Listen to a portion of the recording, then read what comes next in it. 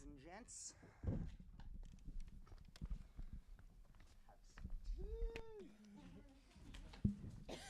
We have made it. It is wonderful. Thank you all for joining us today. This is going to be an interesting conversation because we're dealing with what is one, of course, of my favorite topics, and that is the practice and vocation of journalism. And if you really think about it, in the span of less than a lifetime, our lifetimes, journalism as we've known it has really kind of fallen into the throes of what I like to call disruptive flux. And you can trace this disruption back almost a quarter of a century now, with the development of online communication tools, which we now kind of consider under the rubric of the internet, as well as significant structural changes in media regulation. And these developments have had both their good and bad sides. On the good, we saw massive investment in online platforms that have increased our communicative power. On the bad, we've seen massive consolidation in what has now come to be called the legacy media industries. And here I'm talking about ABC Disney, NBC Universal, now Comcast, Time Warner and its tentacles, News Corp and its global rise. And in the broadcast space, in broadcast journalism, the bad, from my perspective, unfortunately, has outweighed the good. Consolidation meant tons of layoffs in newsrooms, both large and small.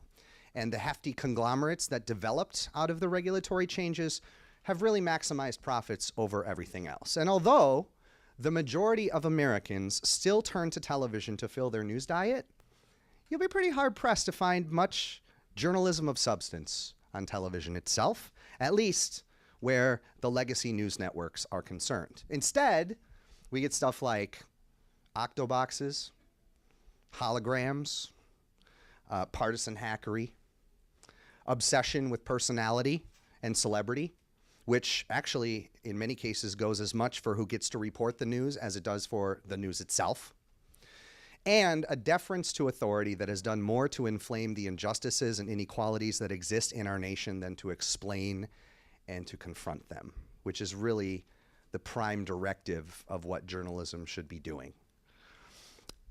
Although we are awash in more information than at any time in the history of our species, we seem to be less informed about our world than ever before. And into this mix comes Al Jazeera America, the first cable news network to be launched in this country in more than a decade, costing more than $1 billion to get off the ground, with a dozen bureaus in this country. Al Jazeera has assembled a news team committed to journalism of substance. No false balance, no wheedling for special access, no kid gloves for special people. There's a renaissance taking place, I believe, in broadcast journalism at Al Jazeera America, but it has not been given its due. Their name and their logo are foreign. Where the hell is Qatar? Asks the average American. And when they find it on a map, they're suspicious. That sort of ignorance is somewhat understandable given the state of our media environment today, but the same can't be said of fellow journalists in corporate America, many of whom seem to look at AJAM as some sort of aberration, like a swarm of bees, that if you just kind of ignore that it exists, they'll go away. Tonight, I hope that we can spend the next couple of hours unpacking and better understanding Al Jazeera America's origin story and operations. Where did it come from? How does it approach the practice of journalism, and how is that different than how it is being done at other news networks? For many in this audience, I expect that this is perhaps the first time that you've been exposed to Al Jazeera America, and hopefully it won't be the last, especially as the network and its audience continues to grow. Now, here in New York, if you'd like to tune in and check it out, you can find Al Jazeera America on Time Warner Cable, channels 57 and 210, DirecTV, channel 347, Dish Network, channel 216, and Verizon Fios channels 114 and 614, and you will find channel 614 like on all the time at my house. You can also download the AJAM mobile app, and you can follow the network on Twitter at AJAM. And we are very lucky to be joined tonight by a cross-section of the news team at Al Jazeera America who work both in front of and behind the camera to bring such remarkable journalism to you. And now what I'm going to do is introduce each of our guests individually, and we've asked them to bring a clip of their work to show you that, in their view, exemplifies the kind of work that they do at Al Jazeera America. And I'm going to ask that you please hold your applause until after each of the clips has concluded. And I'd also like to remind you now that we will be having an hour-long question and answer session that'll be starting at 8 o'clock. So those of you that have any questions, you might want to write them down. And we will be passing around a microphone, and you can ask more than one question if you'd like.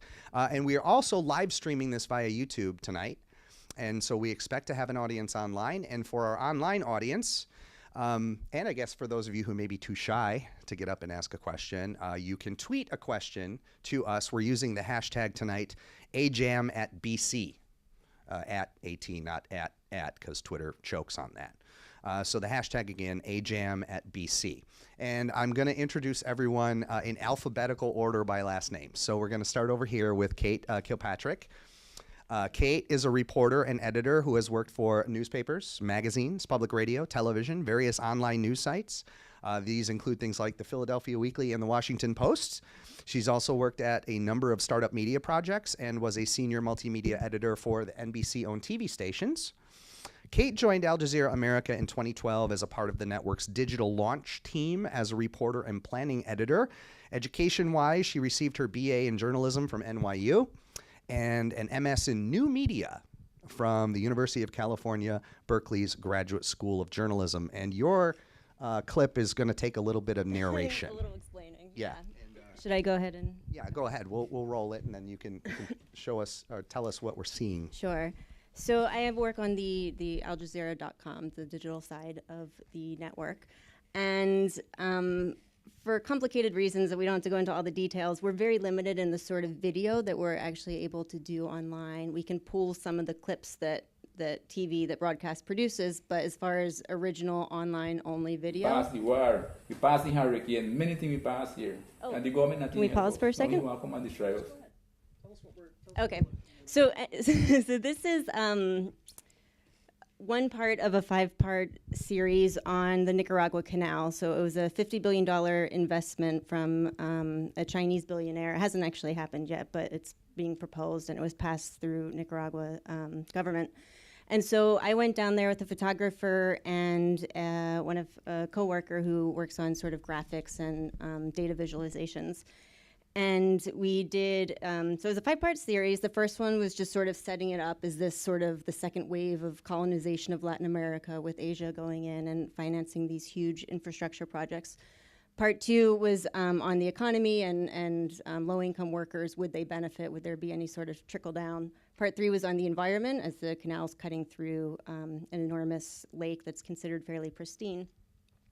And then this is part 4, and this is about an indigenous community on the eastern side of Nicaragua.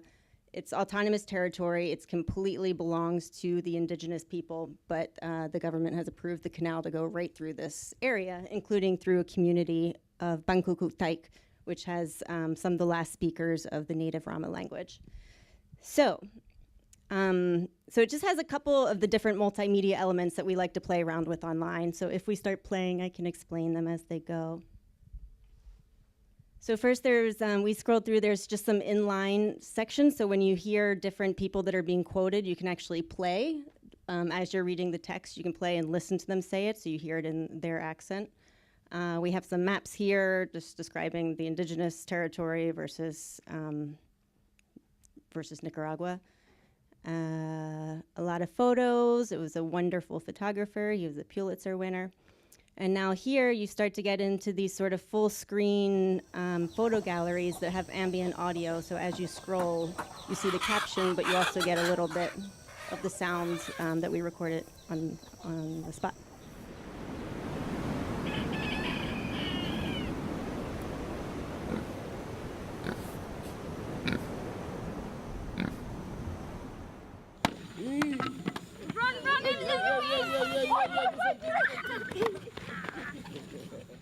So at Al Jazeera, we typically like to sort of frame our stories from the point of the people that are being affected by whatever we're talking about.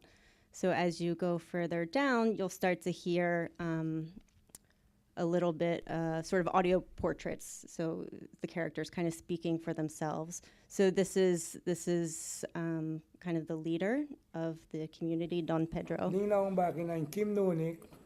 And you won't understand him because he's speaking Rama, with which only a couple dozen people speak. But I wanted to sort of capture this language before it disappears. We'll keep scrolling.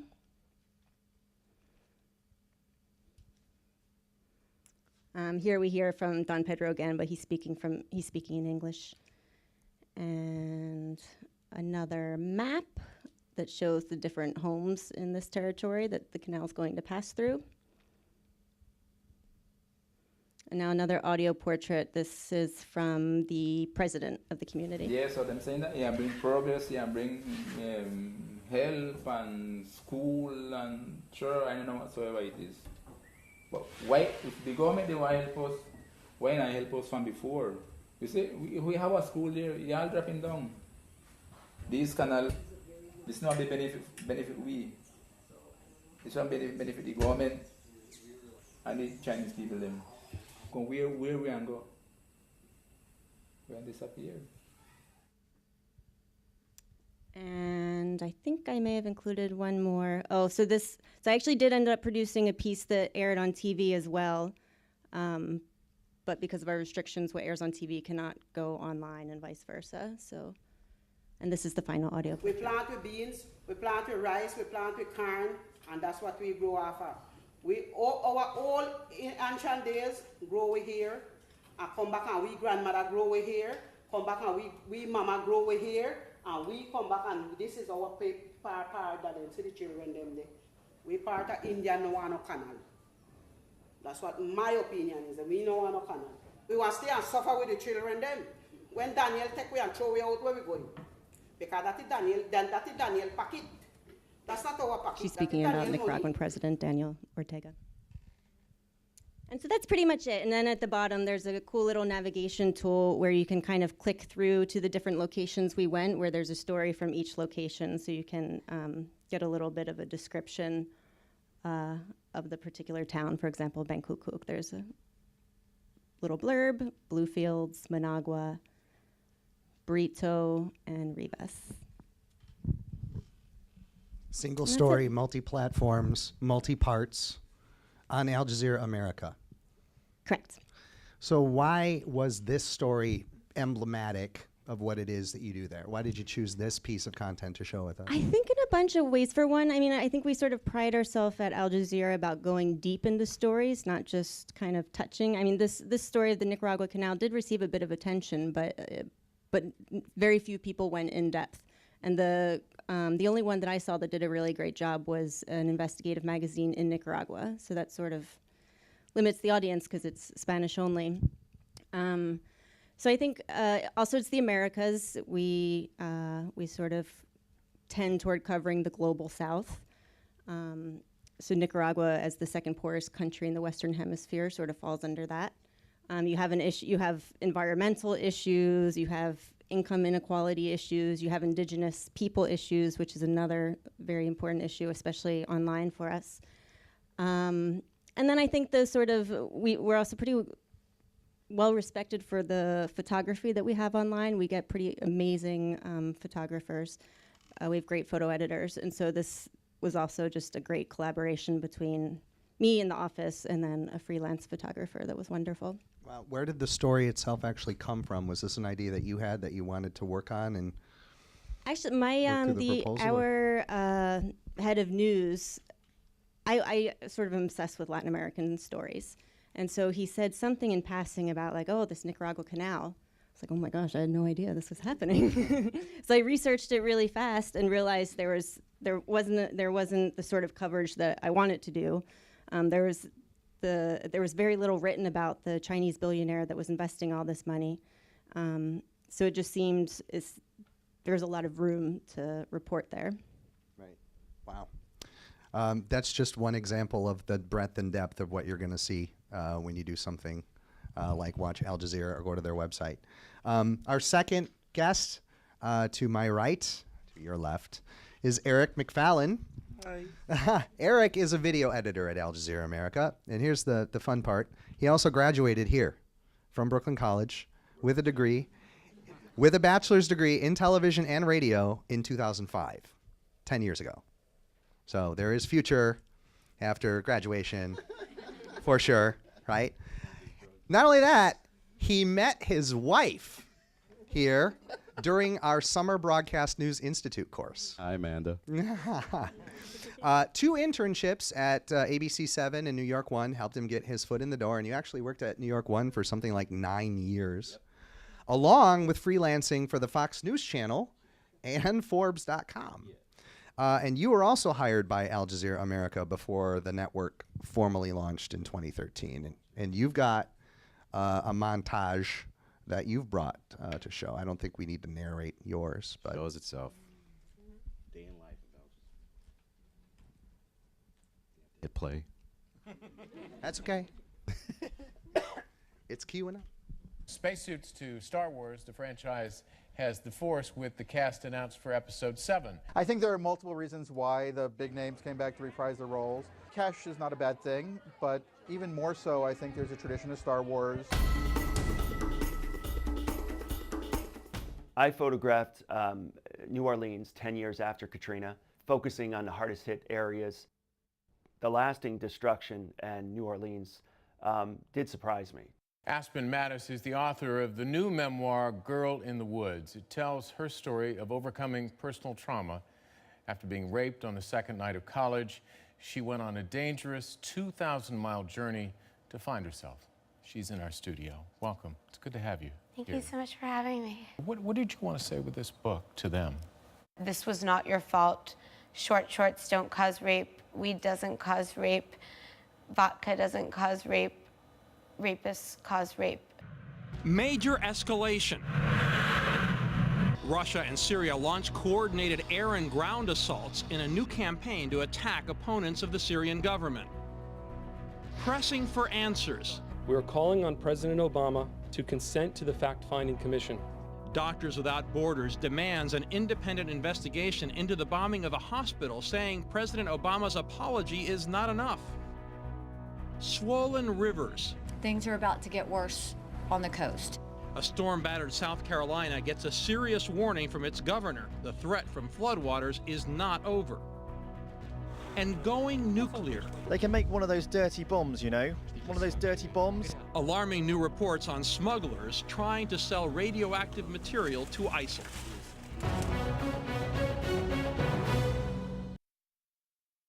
Yeah, you know, I think one of the good reasons why you're here, outside of being an alum, is the fact that you're also engaged in the news creation process from behind the scenes. So what is it about that montage that you've brought in here that, like, you know, exemplifies what it is you do at AJAM?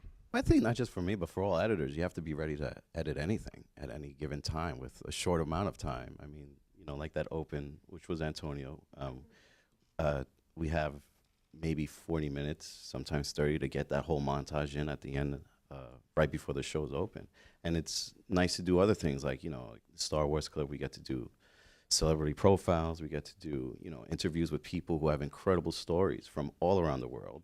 And you're like, what? Like, I had a bad day in the MTA. I feel bad for, like, all these people who have real issues, and it puts things in perspective, you know, not just, yeah, it just puts things in perspective. Yeah, and I mean, it does kind of exemplify in some ways and add to the editorial process, because you're making some of the pieces that people are going to see that, in this case, like previews, stories. So one of your jobs is to hook people. Yeah, to get them to keep to watch. Yeah, that's great. Thank you for being here. Thank you for having me. Now moving on to this side, we have the guy in the big chair.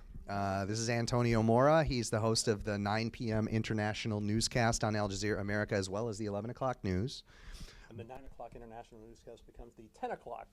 Does it? As of Monday. Okay. Plug. This is, we're breaking news here. It will be called Your World Tonight. Wonderful. Born in Havana, Cuba, Antonio was first a corporate lawyer before pursuing a career in journalism.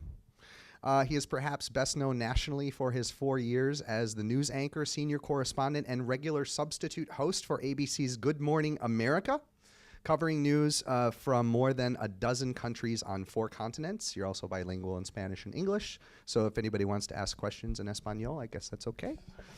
Antonio's also worked for Telemundo, Univision, NBC, as well as many local stations. You've won 2 Peabody Awards, a National Edward R. Murrow Award, 3 national Emmys, 9 local Emmys, and a Silver Dome. That's an Illinois award. Okay.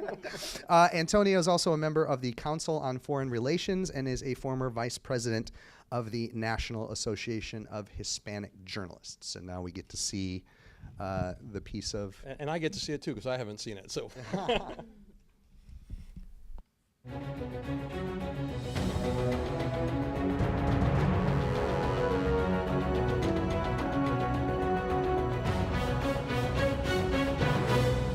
Good evening, I'm Antonio Mora. This is Al Jazeera America. We begin tonight with the White House changing course in Afghanistan. Coming up in this half hour of international news, 2 new Ebola cases dash hopes the outbreak in West Africa is coming to an end. The United States has agreed to formally reestablish diplomatic relations with the Republic of Cuba. Embassies open in Washington and Havana, raising flags and lifting hopes on both shores. The signs of change on the streets of Cuba as a communist holdout, seemingly frozen in time, looks to the future. Welcome to Al Jazeera America and our special U.S.-Cuba A New Era. I'm Antonio Mora, coming to you from Havana, Cuba. When you came here as the head of the intersection, did you think back then that relations would be normalized quickly? I was delighted to come back. So we're here in the old section of Havana, right along the bay here in the Malecon, and we're heading to the house where I lived as a baby with 4 generations of my family, and I haven't been there in almost 20 years. A lot has changed since my family left Cuba in 1960, just months before the U.S. broke off relations. Covering the embassy ceremony gave me the rare chance to return home. And I still know one person who lives in the house, Caridad. She worked with my family and never left. You have been involved for decades in the Middle East, trying to achieve peace there. So it must be discouraging for you to see this kind of violence throughout Israel today. It seems like we've got incidents from the West Bank to the Old City to Tel Aviv. Joe, it's very good to see you. Do you have a sense of the magnitude of the problem we're facing when it comes to these underground sales of nuclear material that could be used for a dirty bomb? You heard President Obama and President Park talking about how they could not live with North Korea being a nuclear state. Do they have any choice? Well, they do, but they're not willing to take those really risky measures, which would change the calculus in Pyongyang. But it sounds like Ash Carter, the defense secretary, doesn't seem to be that welcoming of the Russian role. He said that Russia getting involved in Syria was like pouring gasoline onto a fire. If they are trying to solve militarily an issue which we have long believed needs to be solved politically, then yes, they are at risk of exacerbating the conflict, particularly along sectarian lines. The government has aggressively pursued whistleblowers, in some cases also pursued the journalists who have published what the whistleblowers, the classified information given to them by whistleblowers. Are you concerned for your sake, for the Intercept's sake, and for your source's sake? No, I'm not concerned about myself. I'm concerned about the fate of all whistleblowers, and I'm concerned about the fate of the whistleblower who provided us with these documents because of what you said. That's it for this edition of Al Jazeera America News. I'm Antonio Mora. Thanks for watching.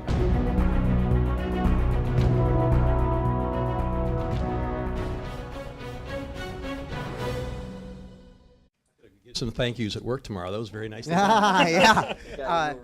And I think one of the interesting things about that montage that we saw, 2 things actually. The first one was the directness and substance of the questions that you're asking. As the anchor, there's often the notion that you're just the person through which other people's words go, right? Whatever goes in through the eyes, through the teleprompter, just comes out the mouth. And we've actually been discussing this in my class of like the Asiana Airlines thing in San Francisco when somebody punked a TV station with fake names and stuff.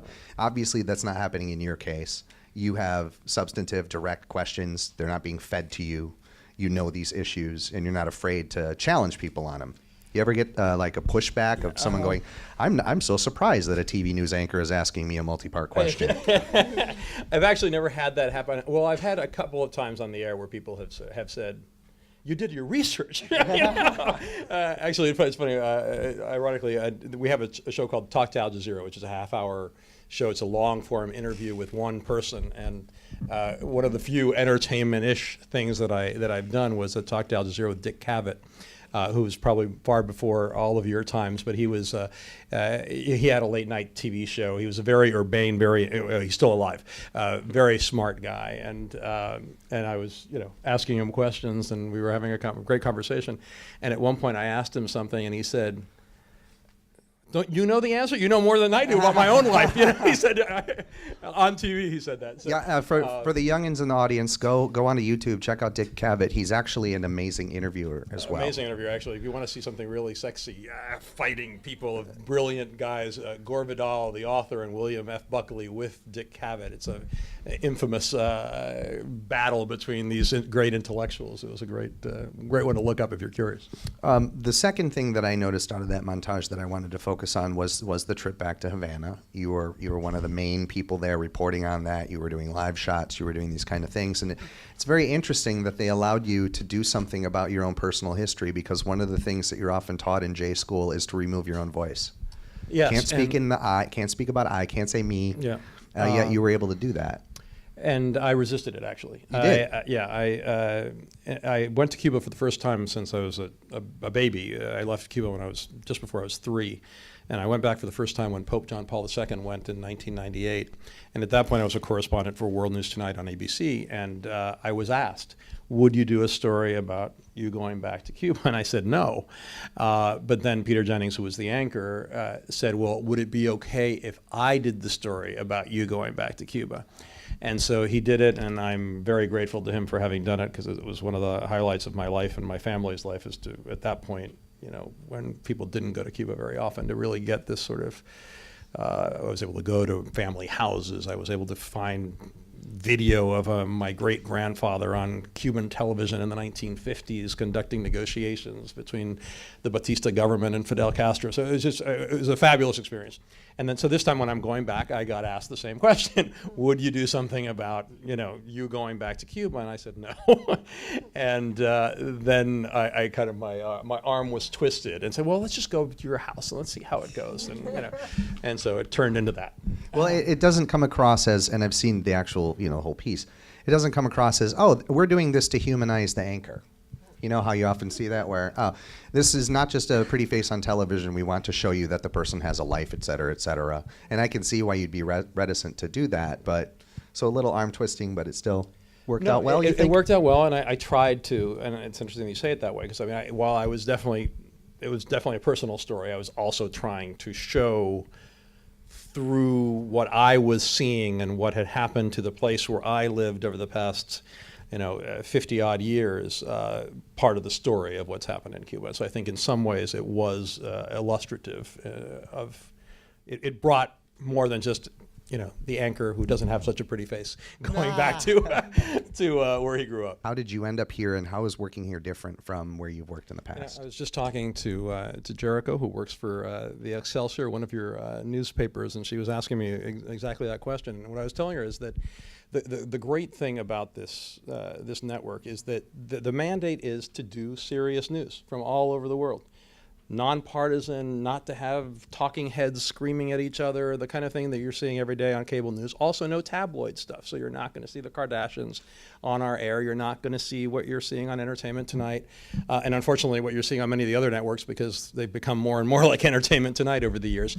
And so I was telling Jericho that I go home proud of what I did every single night, because I really feel like we are informing the people who are watching us about the United States and the world in a serious way that that I think you don't get often enough on other networks in the U.S. these days. And having worked at almost all of them, I know from where I speak. Yeah. How did you make when did the transition between corporate lawyer to journalist happen? I mean, because that obviously must have been a pay bump downward. Dramatic. Yes. I had worked I hated being a lawyer, and I grew up in Caracas, Venezuela. I was born in Cuba, but I grew up in Caracas, Venezuela. Ended up down in South America. You go straight into whatever career you decide on as soon as you graduate from high school, as in many other countries around the world. And as a 17-year-old, I didn't know what to do, and I was interested in public life. I was interested in politics. I was interested in journalism. But journalism, especially broadcast journalism, was not well developed in Venezuela in those days. And so I chose to go to law school because it was the most practical thing I could do. And So then, it was in your blood, but the industry wasn't there, and so you didn't think I there was a really want to future do in it. And in fact, I started a school newspaper in high school. I started a school magazine while I was also in high school. I worked on a university newspaper as well. So I was always interested. And once I came to the United States, I went to law school in the U.S. again, and came to New York, and just almost as soon as I got here, I started talking to people about how I could get into broadcast news, and I finally did so by getting into it through Spanish language television. I started working at the Telemundo station here in New York City. Yeah. Well, when was the Good Morning America stint? Well, I was hired by ABC in 1994 to be the anchor of Good Morning America Sunday, which is their Sunday Good Morning America. Pre-Telecom Act, pre-ABC Disney. Yes, Right. that was Cap Cities still owned ABC at that point. ABC had been sold in the late 80s, but it was not Disney yet. And then I worked for Peter Jennings at World News Tonight for a number of years as a correspondent. And then they asked me to be the news anchor on Good Morning America in 1998 or so. I think I started doing it part-time in 1998 and then started doing it full-time in 1999. And so I did it for about 4 years. Nice. And you've been a lot of different places. You know the workflows, how they work. You know kind of how editorial decisions are made. There is obviously a deadline pressure. There is an emotional affect to television news. And being at Al Jazeera America, you still get to draw on some of those things, but you have a completely different perspective on it and substance, right? Is that kind of the differentiation between what you're doing now and what you did at the other places? There are a number of differentiations. Mostly, you were talking about it at the beginning when you talked about the profit motivation at most of the networks being what, in your words, I'll blame you for it. That's totally fine. The pursuit of profits and ratings has affected what you're getting from other news organizations in this country. We have far less pressure in that way, and so we are not doing stories to make sure that you don't switch the channel. We're doing stories because we think those are the most important stories that we can bring you at any given time. And so that is a very, very different philosophy. It's a very different approach as to what you're choosing to put into a newscast than what most other places have. Amen to that. And our final panelist is Dana Rappaport. And I get to come after Antonio. Dana has been a television news editor, producer, and video journalist for more than 7 years. At Al Jazeera America, she's responsible for producing all elements of live guest segments for the network's morning news program. She's also been a producer and reporter at the Fox News Channel, which we hopefully will talk about a little later. Dana grew up in Tel Aviv, Israel. And she came to New York in 2008 to pursue her master's degree at the CUNY Graduate School of Journalism. And we've got a little clip reel from you as well. Irish Senator Catherine Zappone joins us live from Dublin this morning. She was the first openly lesbian member of Ireland's legislature and has spearheaded the Yes campaign. Senator, so great to have you on the program. So I understand you were born and raised in Washington State, moved to Canada.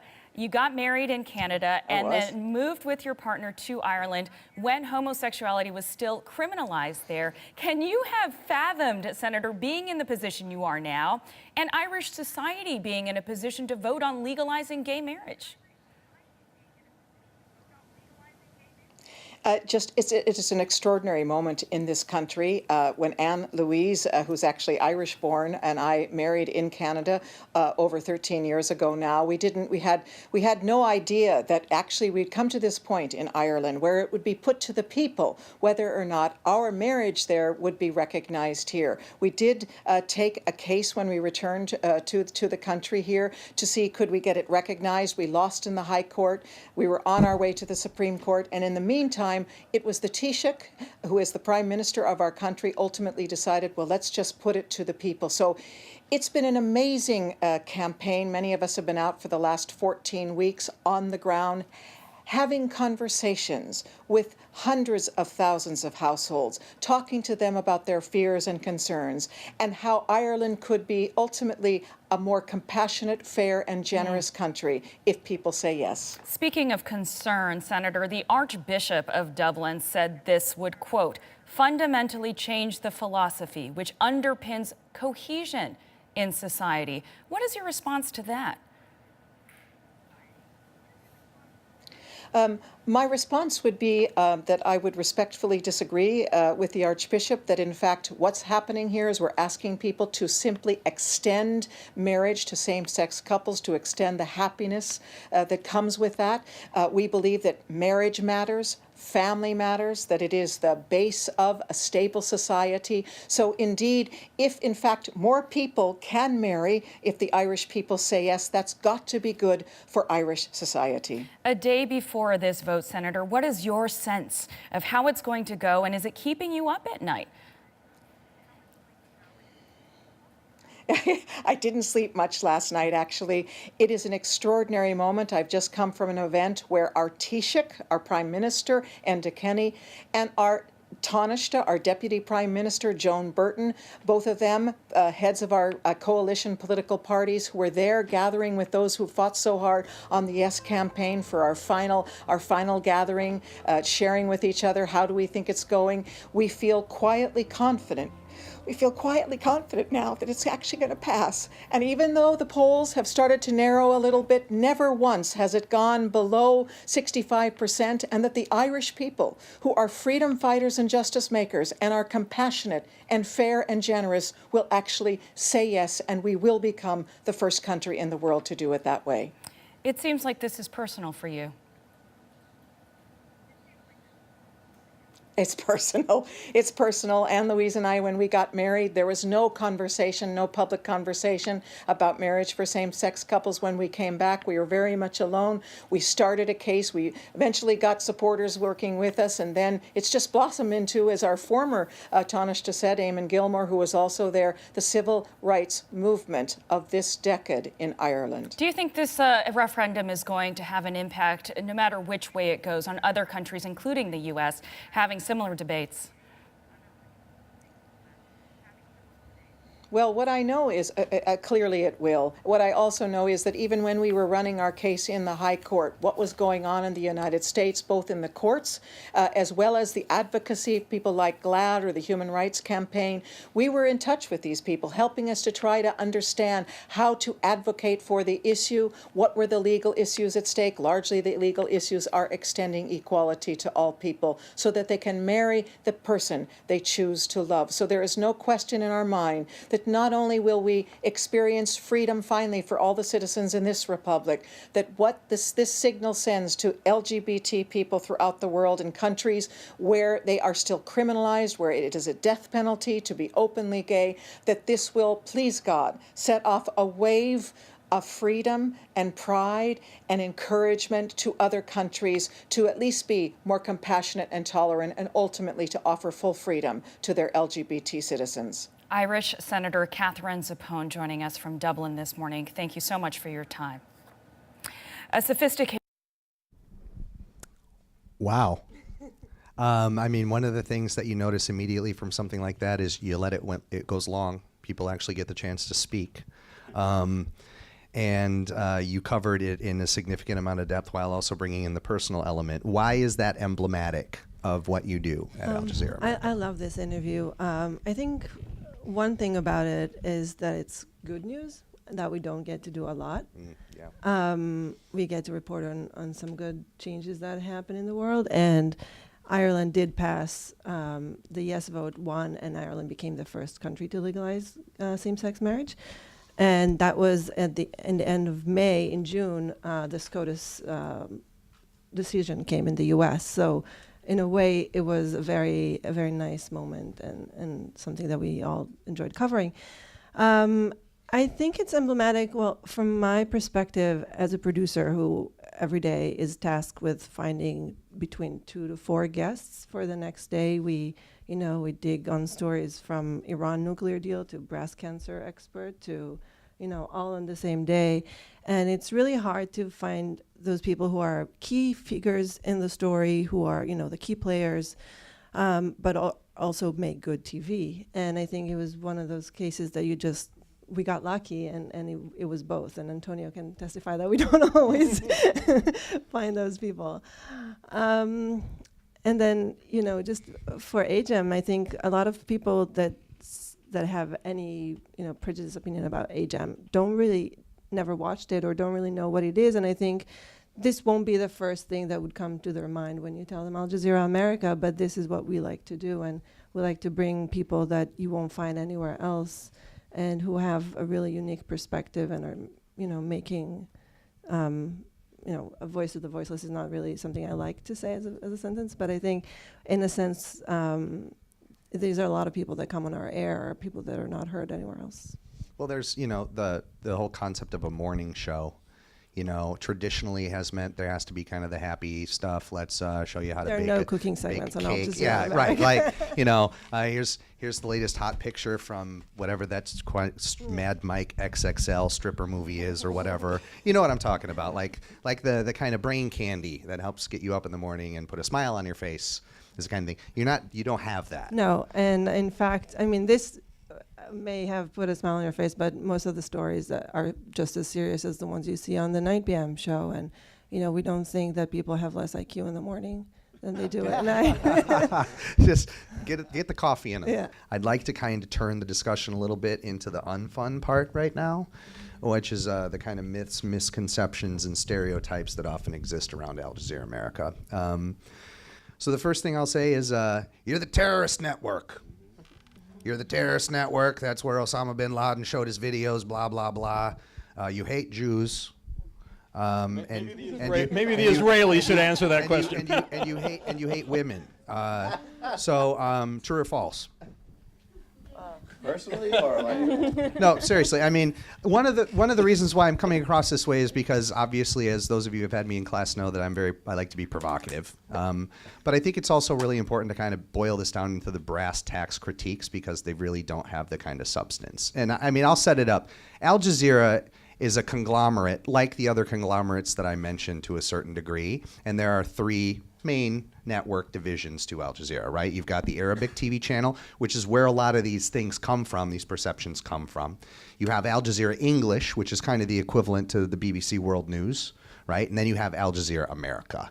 So tell me a little bit about how the differentiation, separation process happens, because I think one of the things that Al Jazeera America gets tarred with is the things that maybe happen on the Arabic channel or something like that. So. Well, I think that's where it comes from, is that the Arabic channel was the original channel, and Osama bin Laden and Al-Qaeda back in the day, when they would feed, when they wanted to get some video out or some audio out, they would send these tapes through some sort of intermediaries, and they'd get to the one, and at that point it was the only pan-Arabic television network. So, and I think what happened to some extent unfairly was that they got tarnished by that, but then they moved on. While the Arabic network still exists, they then created the English network, which is completely separate, that goes all over the world. And then they tried, they've created us less than 3 years ago.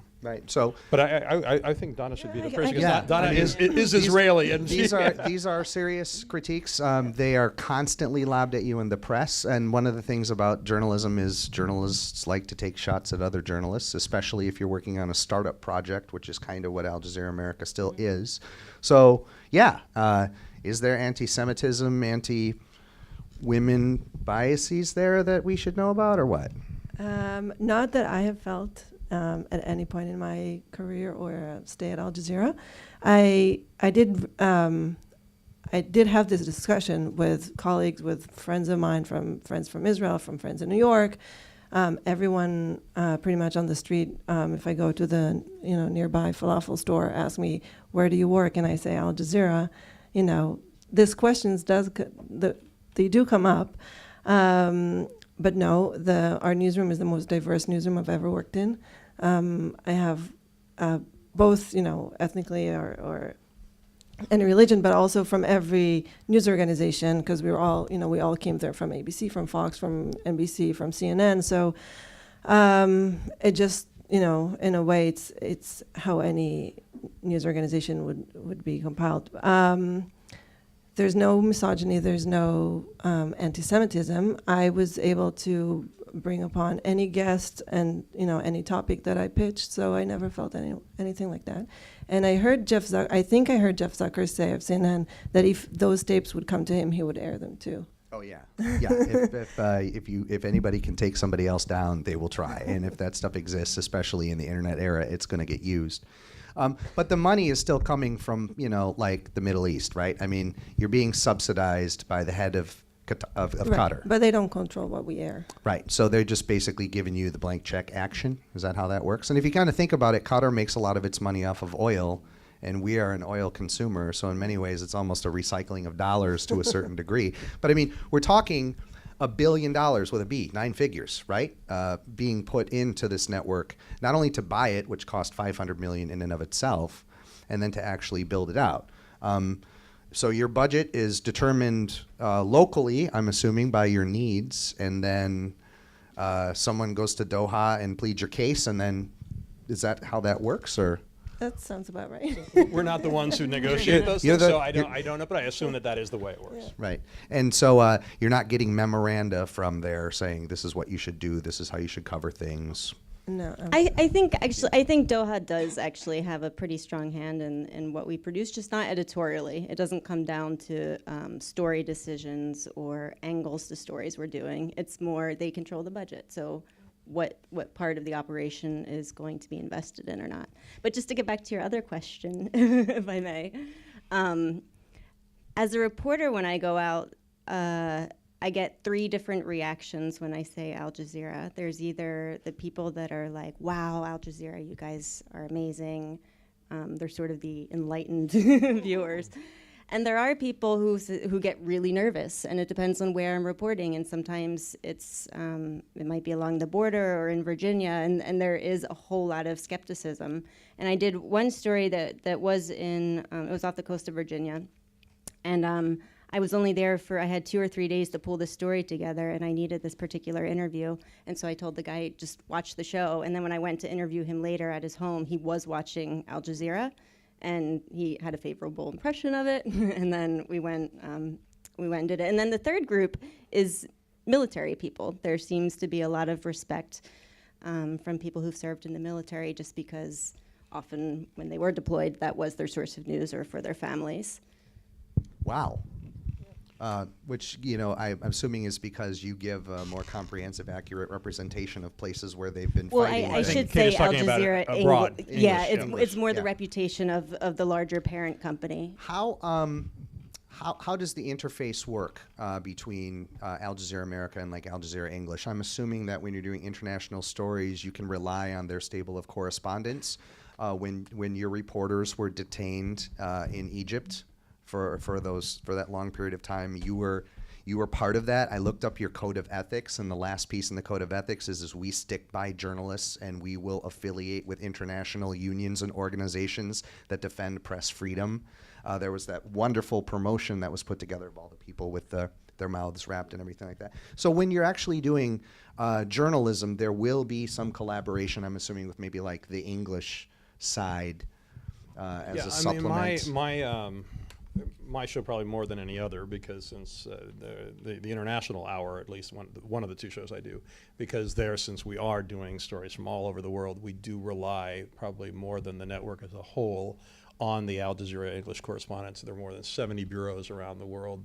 Nobody has anything like that. So you will see stories on our air that you just will not ever see anywhere else. You will see countries on the air that you will never see mentioned on American television networks. So you get a tremendous variety. But I completely agree with Kate. I mean, nobody has ever told me you have to say this, you have to say that, you can't say this, you can't say that. Editorially, I've felt completely independent, and the day that I don't would be the day that I leave, and I don't believe that they have ever imposed themselves in any way that has been actually, they haven't imposed themselves, period. Yeah. There simply is no conversation. I hear nothing from Doha. I do whatever I want to do. It'd be impossible. culture is so diverse where we're at. We get, Spanish, Arab, English, Jamaican, Indian. It's the most diverse place I've ever worked at. It'd be impossible. How do you handle the people who, like when you go home and you say, I'm working for Al Jazeera at the falafel store, and you get that reaction of, do you even bother to try to educate people on this? Or is it just one of these things where, okay, I understand I'm going to hear this all the time because there is this stupidity? The best way is just to tell them, watch. Yeah.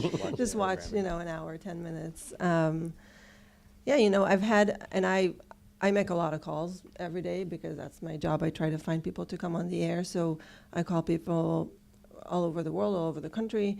And a lot of times when I call people who don't watch Al Jazeera, who don't know, they repeat, they try to repeat the name after and they haven't seen it and they're Al Jazeera. What is that? Al Qaeda? I got those. I'm not making this up. But you do tell them we have a parent company, or Al Jazeera English is all over the world and people watch it and they know it.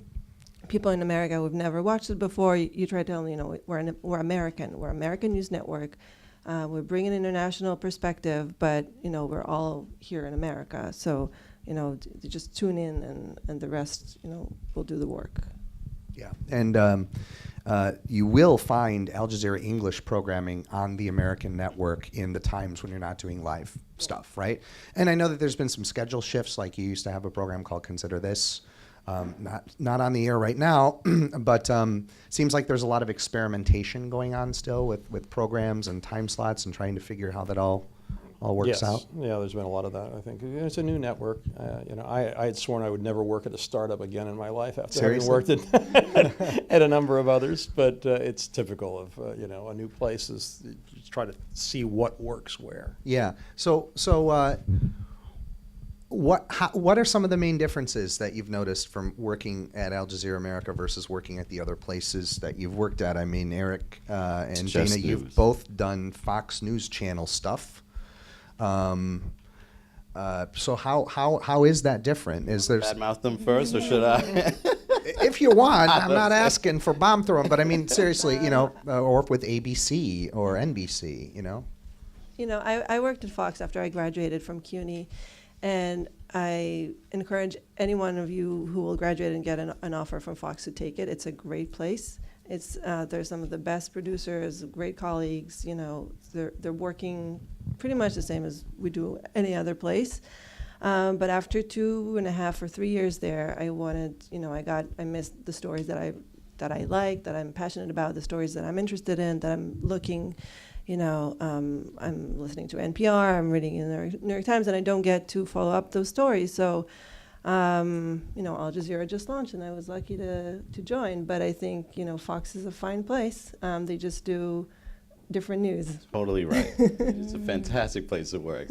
No, there it was nice because over there I did work on every show. The Hannitys, the O'Reillys, The Morning, the Fox at 5. I did it all.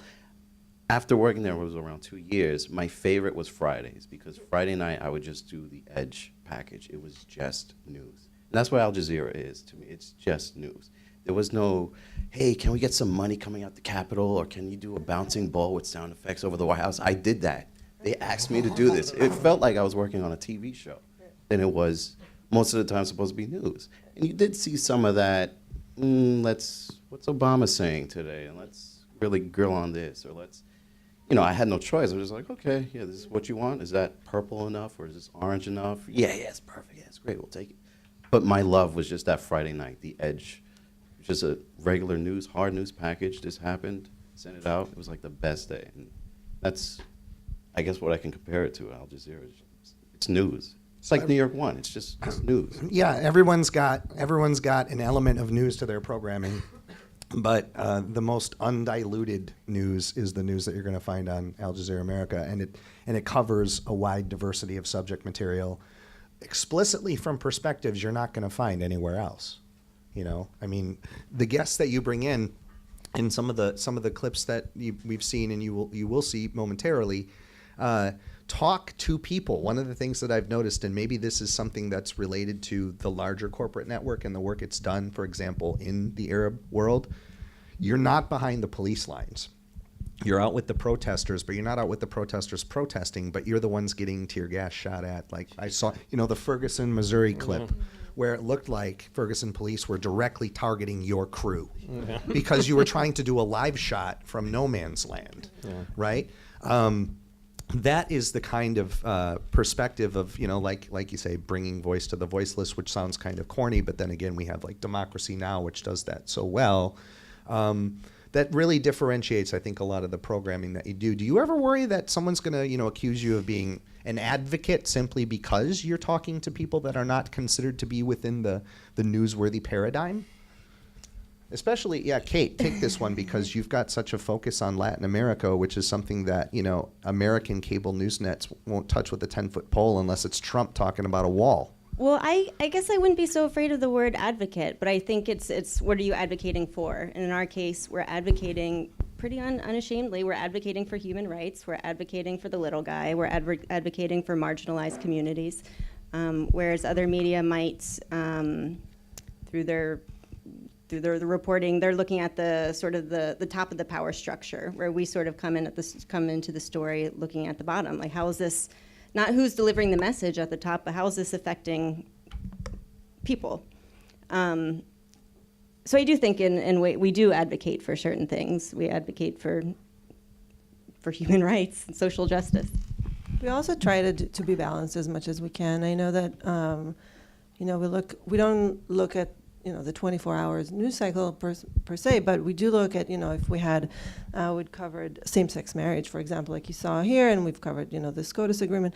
And then we did bring on the air the lawyer for Kim Davis, who is refusing to provide same-sex marriage licenses. So we invite people on the air. If they want to come, they're welcome to speak their 5 minutes, and have the anchor rebuttal them or push back or and give them their opportunity. Yeah, it's a real search for balance, and I think to Kate's point, I don't know that advocate would necessarily be the word that I would use, but we're telling stories about people that you might not get anywhere else, and by telling their stories, you are, in some practical way, advocating for them because you are putting their story out there and letting people know how these things are affecting people.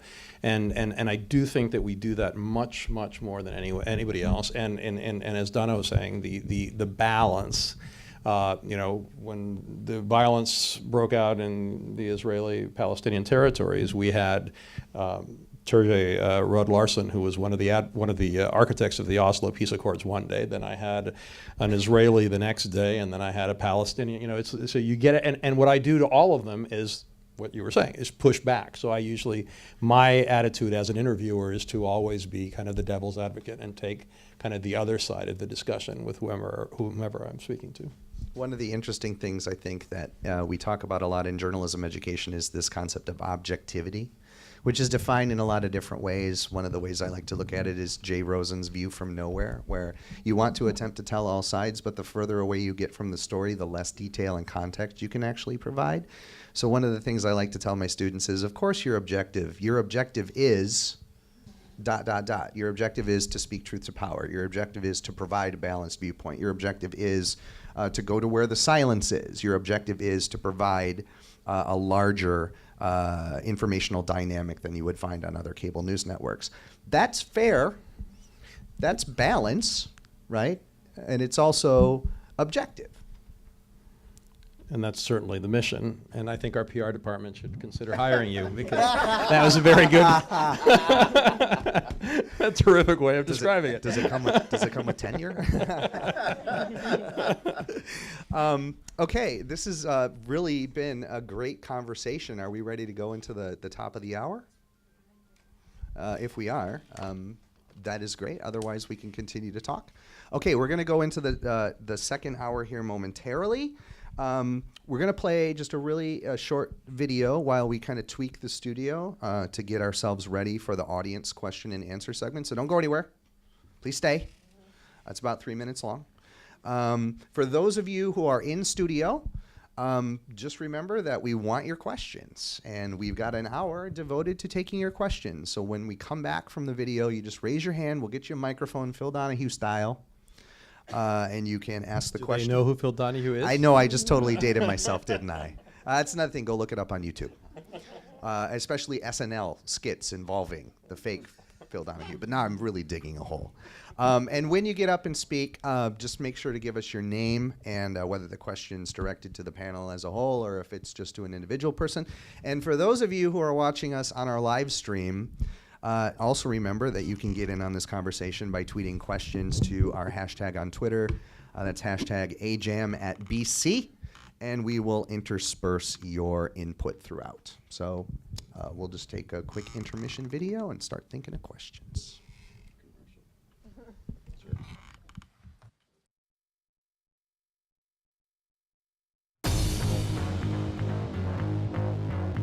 I've been asked to keep my voice down because we are so close to the ISIL position. We are going back to old school journalism, finding the stories that you're not seeing elsewhere. Tens of thousands, they're sending their government a message. Organizing themselves, learning how to practice democracy. People say they're finally fed up. Good evening, everyone. We have an exclusive. At the end of the day, we're going to give you a comprehensive, intelligent, context-driven take on the day's news. Does that create a false narrative? I think what's important is that we're having a discussion about it. In power politics, the road to the White House is about to get more crowded. You wanted to make a statement about journalism around the world. These regimes are arresting more and more people. Who comes to mind when I mention the name Darren Wilson? Evil. Al Jazeera America has bureaus across the United States, not just New York and D.C. Every story starts as a local story. Here in South L.A., gang activity and violence are a way of life. If you forgive, then you free yourself. It's just a little card, but it's life-changing. With over 70 bureaus around the world, Al Jazeera's global reach is unprecedented. This is the very tail section. It was burning when we got here. The situation is still critical in all of Kathmandu. I'm looking for a safe place to live. Whoa. It's very easy to watch the news and hear all the statistics, but if you can't emotionally connect with something, then you don't really necessarily pay attention to it. Let me put you on the hot seat, though, and get your opinion. Well, that's a very difficult question. I'm not going to let Barack Obama off the hook any more than I let George Bush off the hook for not going to New Orleans. And we believe that will really happen this time. Right now, we're following the research team into the fire. Now it's awesome. Don't try this at home. Commercial space exploration has grown, and there are plenty of risks. I'll take you to the front lines of the new Cold War. Trying to get a sense for what Iranians are feeling. So they know more about me than my friends or relatives. They know more about you than you know about you. The workers at General Motors' oldest North American factory survived the auto industry's near-death in Flint, bankruptcy, and the shutdown of 17 facilities. What works in this plant is that we work together. I'm just like you. I can do whatever I put my mind to. I have to do my 100% best so I don't end up in a place like this again. The death toll from this epidemic could be much higher than anyone knows. We're right at the border between North and South Korea, the most militarized area in the world. Just see tear gas being That's a sniper around the corner here. Me being here is defying all odds. They wanted their country back. If we can multiply this program, we can change the world. We're adding something essential to the media landscape in the United States. We're going to take you someplace you haven't been, introduce you to people you haven't met, and tell you a story you didn't know. This is incredible. That's why I wanted you to see it. It is about getting the deep details of a story. That's a little disingenuous. You're running the campaign. Is a crime that is underreported. Who is in charge and are they going to be held to account? We're there to report on the people who others won't report on. Glad there's somebody to care about us, man. How big do you see this getting? We're making history right now. And that's really the essence of good reporting. That's what we do. That's real journalism.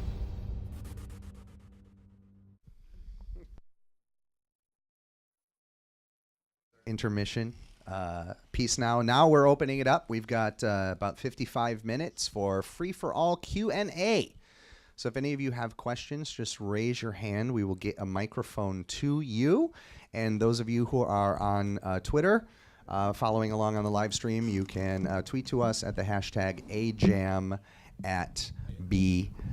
It looks like we have our first question right over here. So please give us your name and whether you are addressing it to the panel or to an individual. I'm pretty much addressing this to everybody. First of all, I'd like to thank you guys for coming. I really appreciate that. I've been watching Al Jazeera since before Al Jazeera America existed. I've been watching Al Jazeera English. I don't happen to personally think that Al Jazeera is the unbiased news network that you guys are making it out to be, and I also don't think it's the Al-Qaeda terrorist network that other people think it is. I actually personally think that Al Jazeera America is very much a part of the American foreign policy establishment. And what do you mean by that?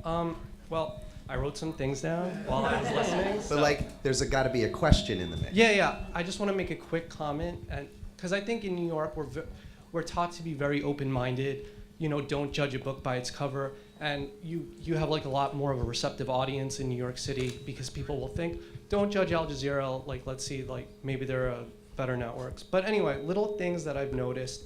I watched a program called Techno. It seemed more like an infomercial for Monsanto. It didn't really seem like programming that was balanced versus people who are against non-genetically modified food and people who are pro-genetically modified food. So, okay. Also, really quick. This is like the litany of deconstructing your programming. Come on, Yusuf. There is a very like pro-Gulf Arab bias. Just for example, the Saudis have been bombing Yemen. They've killed thousands of people in Yemen. And if you look at American news, they don't really cover that story. I don't think Al Jazeera covers it very well as well. I think that's also part of the reason that there's this alliance between the United States, between Qatar, between Saudi Arabia. Yusuf, question. I'm going. Anyway, my question is, all the money for Al Jazeera America is coming from Qatar. It has one of the lowest ratings of any news channel. It's by most Americans considered an Al-Qaeda network. I don't. You said you go to Virginia and people think like, oh my God, it's Al-Qaeda or whatever. So it's considered more left-wing than MSNBC, perception-wise. Not that I consider it that way. MSNBC has the lowest cable ratings of any news organization. And Al Jazeera is actually beating them in certain day parts now, which means MSNBC is the lowest rated network. I read a news report that Al Jazeera ratings are so low that anyway, the question is, with all this money coming from Qatar, and we were making jokes about the fact that Americans don't want to watch news like Magic Mike, like nonsense type of news and stuff like that, and it's kind of reflected in the ratings of Al Jazeera America. Al Jazeera America is not a network that makes money. All the money is coming from Qatar.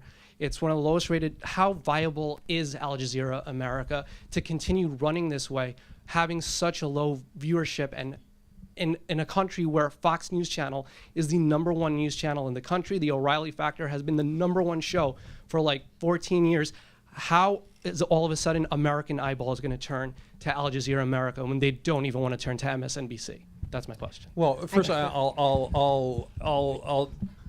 I'll disagree with you on us being left of MSNBC. I think that might be a perception, but there's because of the association with Qatar. But anybody who watches 5 minutes of our air knows that because MSNBC and Fox and on the right, MSNBC on the left, they basically look at whatever news of the day is and they slant it toward that perspective.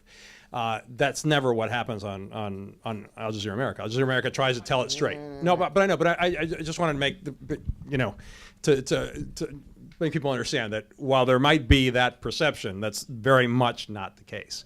I did not see the Techno you're talking about. That's a show that's very specifically about technology, and that does bring out fascinating things. I don't know if this one was bringing out something that Monsanto is doing and that made it sound like what Monsanto is doing is great. I don't know. I haven't seen it, so I can't address it.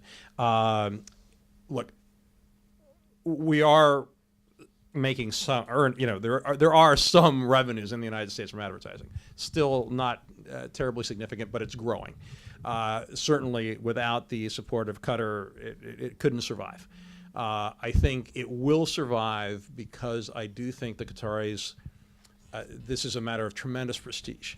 There have been Arabic writers who have said that Al Jazeera is the most important cultural contribution from the Arab states since the Middle Ages. And it is one, I read an article just this week, that's one of only 2 world-known Arab brands. So this is a very important thing from a prestige standpoint for the Qataris. So I do think that it is viable in the long run, which I think there will be enough support for this to continue.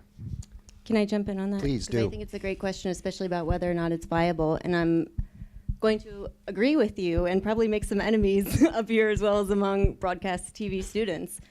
I don't think cable TV is viable. Not for Al Jazeera, not for a lot of different companies. I think it's an aging population, and I'm so sorry to say this, but we all know it's an aging population. She's a digital person. I'm a digital person. And it's extraordinarily expensive.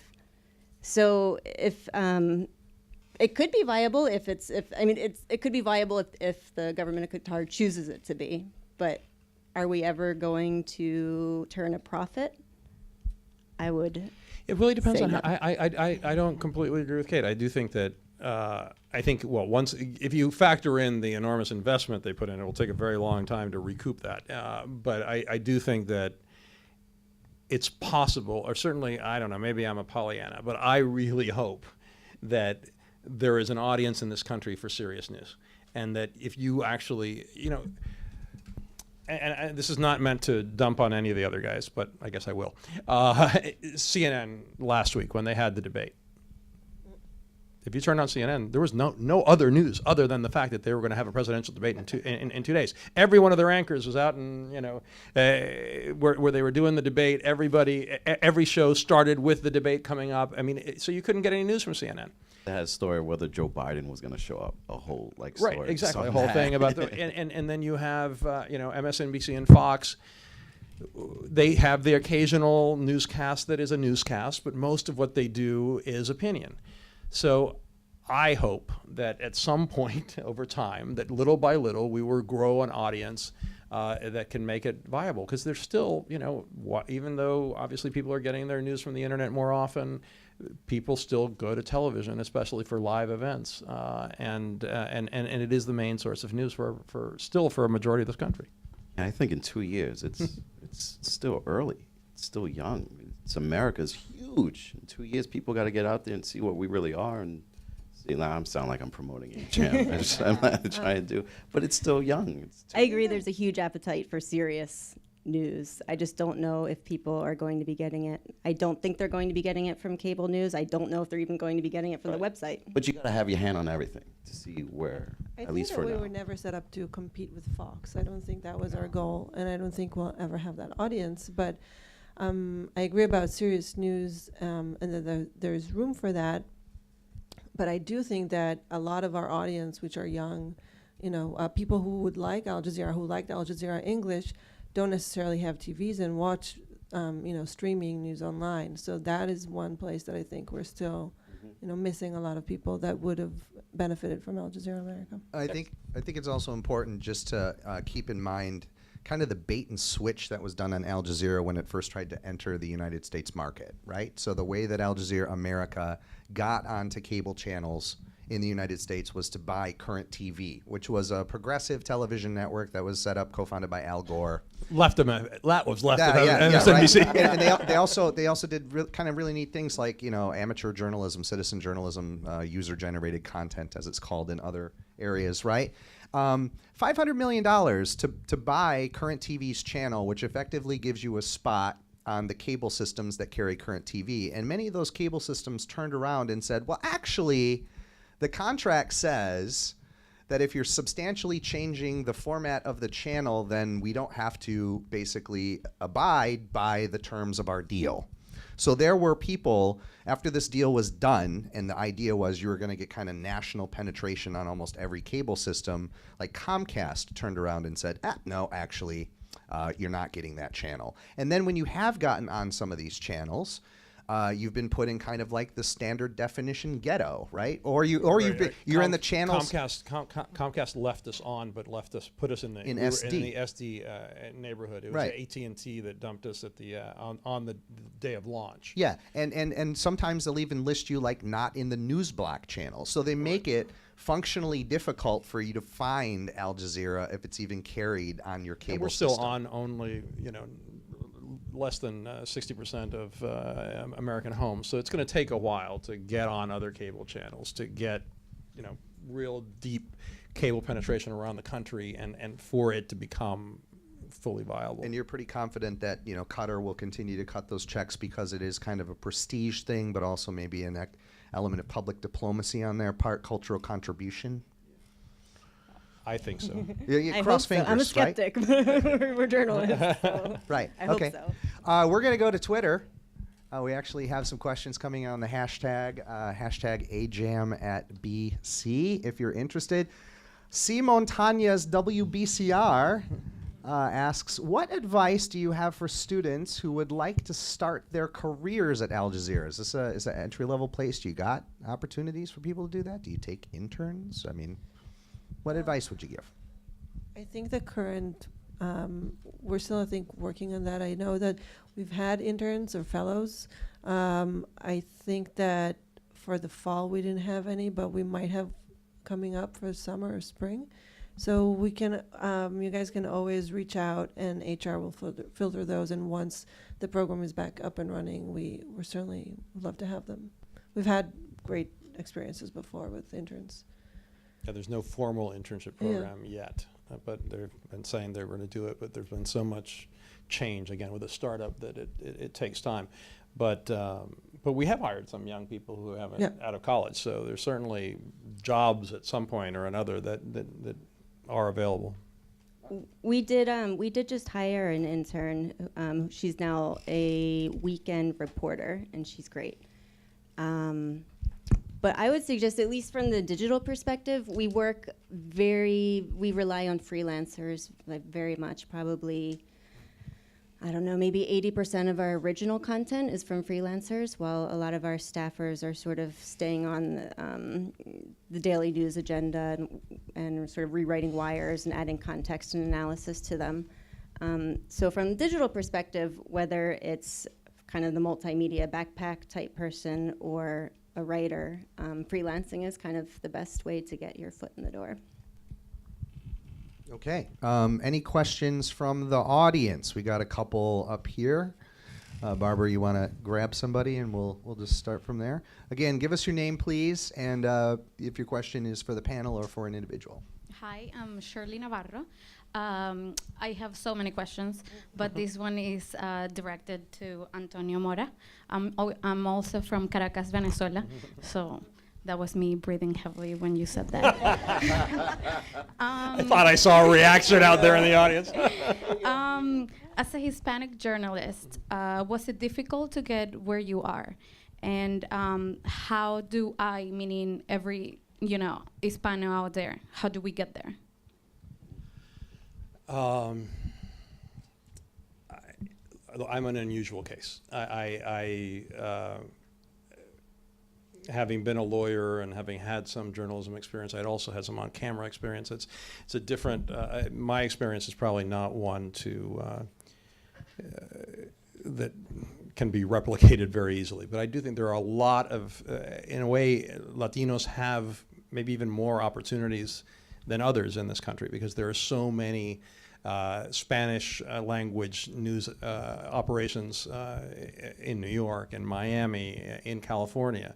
So there are all sorts of different options for people to get jobs. So I think you are probably a lucky one, because you could work at Al Jazeera, but you could also work at Univision, or you could work at Telemundo. ABC and Univision started Fusion down in Miami. There's all sorts of different outlets that would be interested in somebody like you. New York One Noticias. Yeah. I feel like I'm speaking a lot, but can I jump in again? Oh, absolutely, please. The more you speak, the less I do, and that's great. The newsrooms I've been in, we are desperate for Black and Latino journalists, and it's a problem. It's a problem everywhere I work, especially at Al Jazeera.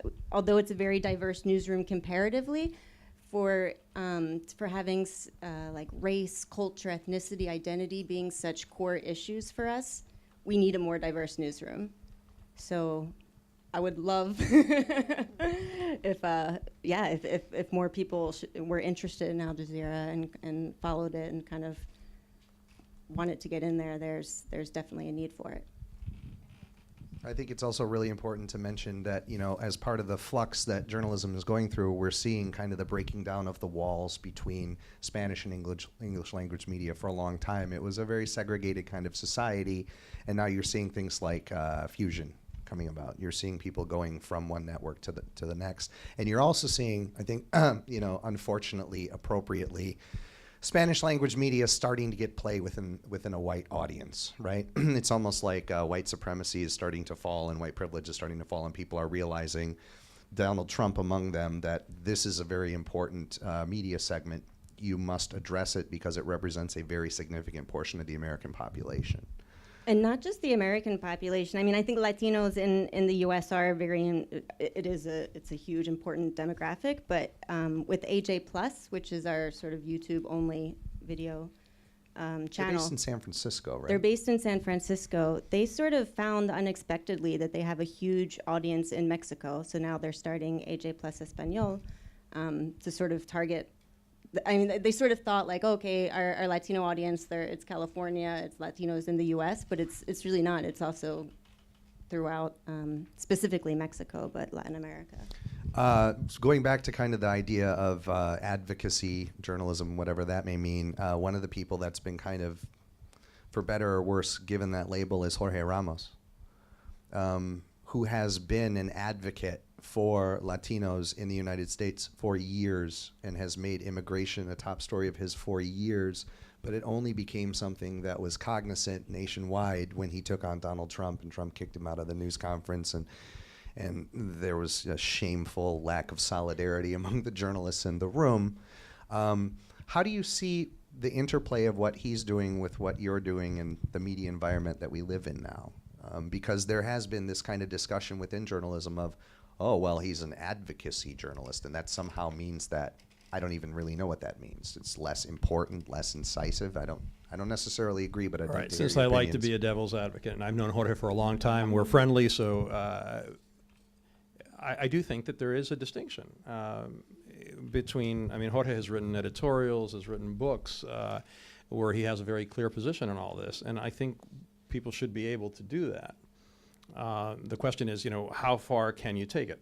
And I'm not in any way talking about what he did that day and what happened. I wasn't there, so it's difficult to say. You hear all sorts of different opinions. But, he broadcast to a very specific constituency where there is very little discussion about this. Not in Latinos across the country, there's great variety of opinions when it comes to immigration. But when it comes to the audience that Univision has, I think it's almost unanimous, because it's really people who are first language Spanish or only language Spanish. And so I think he has been an advocate, and I don't think that most of us journalists in English language at English language networks would ever be allowed to take such strong positions on any issue and without jeopardizing our jobs. Wow. Interesting observation. Let's go back to Twitter. Got another question on our hashtag again, that is AJAM@BC.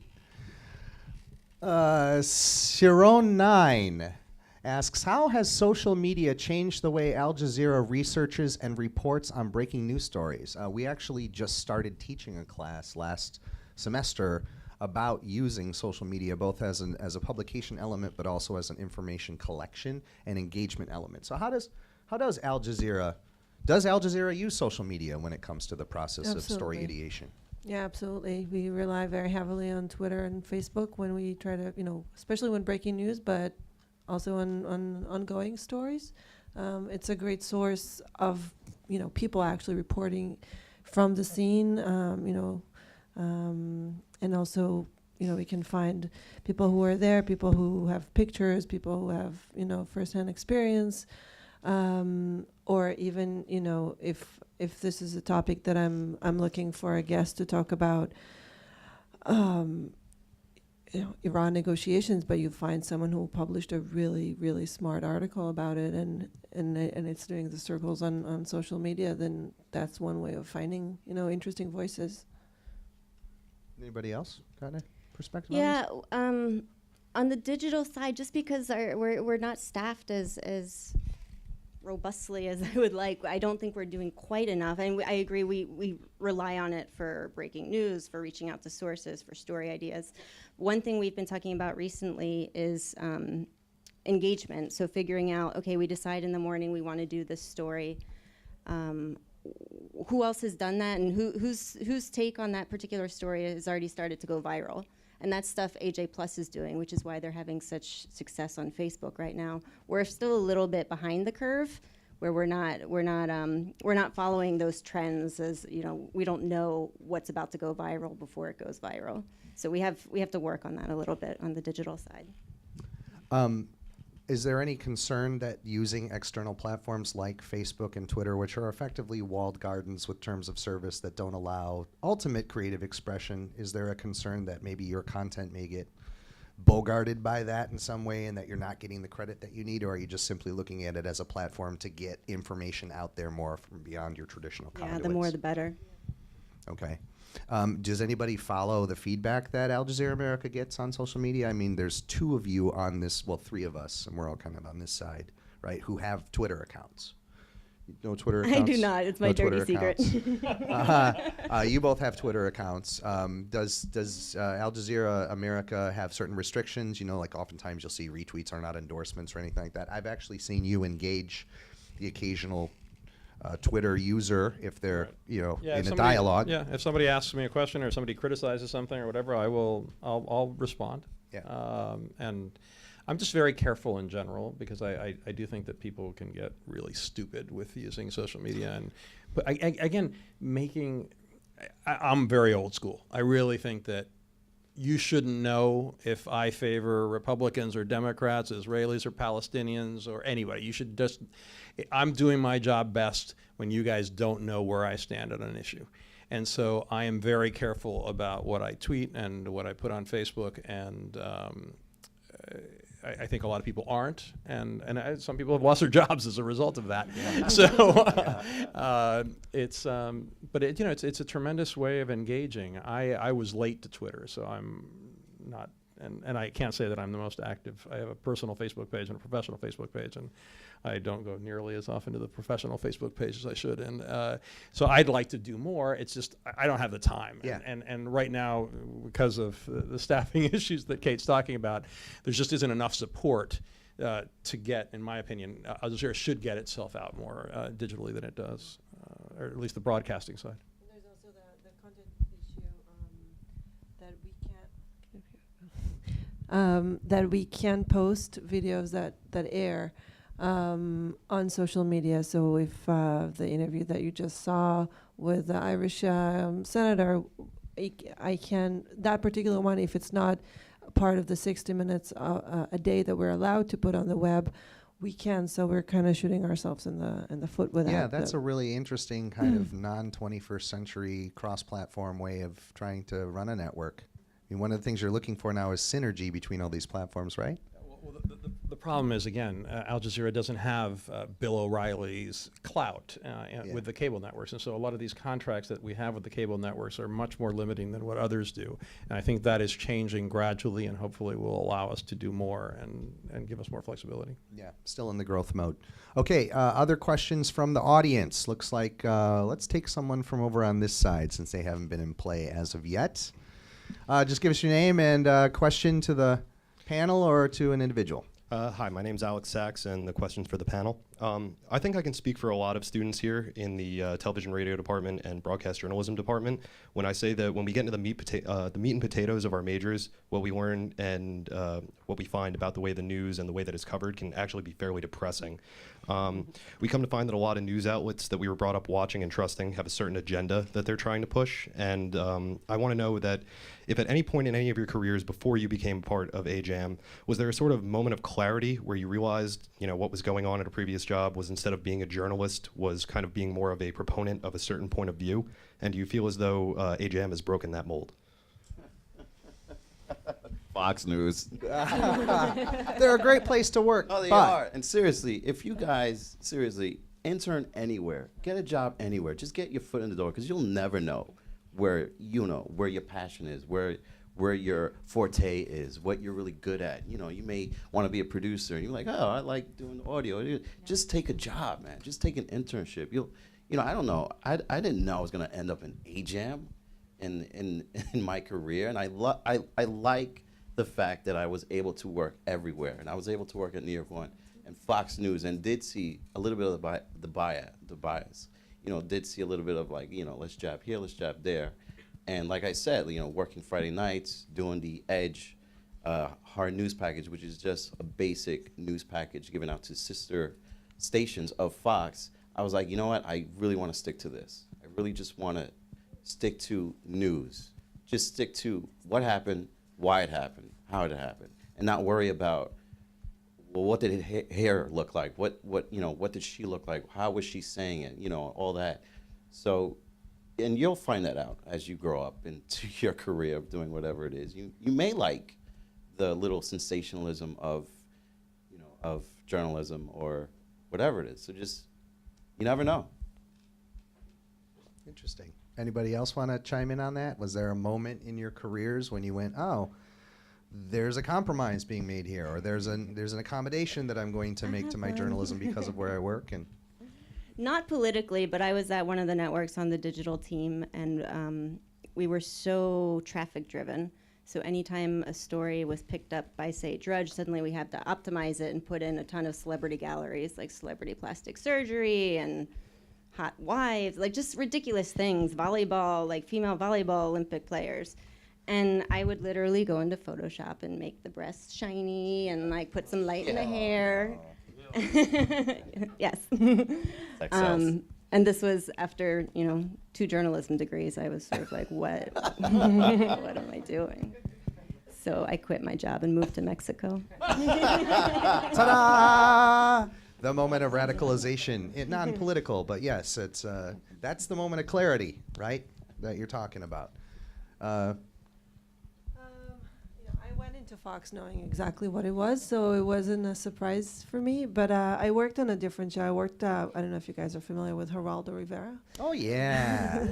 So he had his true journalistic career a few decades ago, but he's a great reporter. He's won pretty much every award, and there's still a lot to learn from when I'm 20-something, and following this guy around. And I got to travel to the Middle East with him and to, Hurricane Sandy and, being in the field. So there's definitely a lot to learn, even if you don't agree with the way, the reporting or the final product looked at the end. You can be behind the scenes, and if you learn from the mistakes that they're doing, how you want to do it right. And you learn from, what they're talking about, what you can do differently, and you kind of develop your own sense of critical thinking, and it helps develop your journalistic instincts too. Antonio, you got anything from your long and storied career? I mean, you've been at both the national and local honestly, level. I really never had to face that issue. The closest I came to that was, I don't know how many of you know the story of Elian Gonzalez, the young Cuban kid who was brought over by his mother. Everybody died. He somehow survived. His family wanted to keep him here in the United States. His father and grandparents were back in Cuba, wanted him back. It became a big to-do. And at one point, his grandmothers came to the United States and were on Good Morning America as guests. And I was asked to do the interview live on Good Morning America bilingually. So I was asking the questions in both Spanish and English. They would answer, I would translate. And at one point I asked them, which I thought was I thought it was a serious and important question. I said, once that they had come to the United States and seen kind of the land of opportunity, did they think that, their daughter had wanted that for her son? Did they understand why she wanted that? And that infuriated the Cubans, because they were brought by the Cuban government. They were, and the Cuban government threatened to.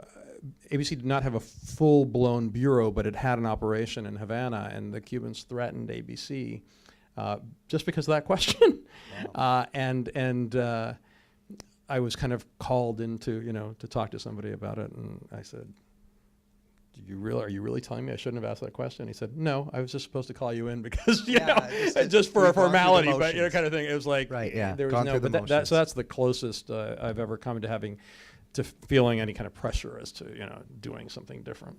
Okay. We going back to Twitter again? Yes. We got another question from our hashtag again. That's AJAM@BC.